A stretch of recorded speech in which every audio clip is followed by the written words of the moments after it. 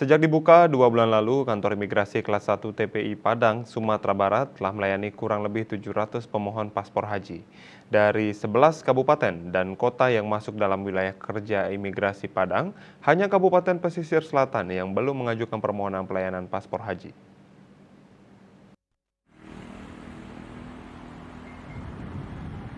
Kantor Imigrasi Kelas 1 tempat pemeriksaan imigrasi TPI Padang mencatat sudah lebih dari 700 pemohon paspor haji yang dilayani sejak dimulainya layanan permohonan pembuatan paspor haji 2 bulan lalu. Kantor Imigrasi Kelas 1 Padang melayani pembuatan paspor haji di setiap akhir pekan, sehingga tidak mengganggu operasional atau layanan pembuatan paspor serta kegiatan lainnya yang berlangsung di hari biasa.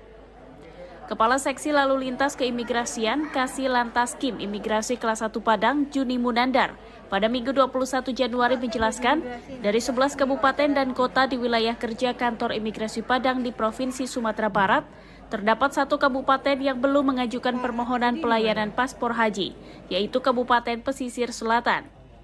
Namun Juni Munandar mengatakan akan tetap menunggu informasi dan permohonan dari kantor Kementerian Agama yang bersangkutan. Kalau untuk batasan itu tergantung dari Kemenak ya, karena kita kan hanya menunggu dari Kemenak.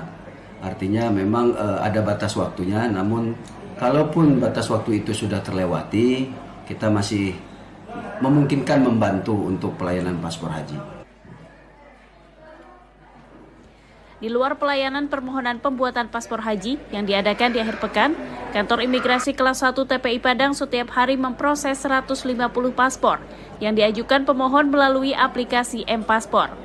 Sedangkan untuk layanan paspor haji juga tersedia layanan jemput bola ke sejumlah daerah dengan program yang disebut Lapau Uni atau layanan paspor untuk negari. Dari Kota Padang, Sumatera Barat, Melani Friati, Kantor Berita Antara mewartakan.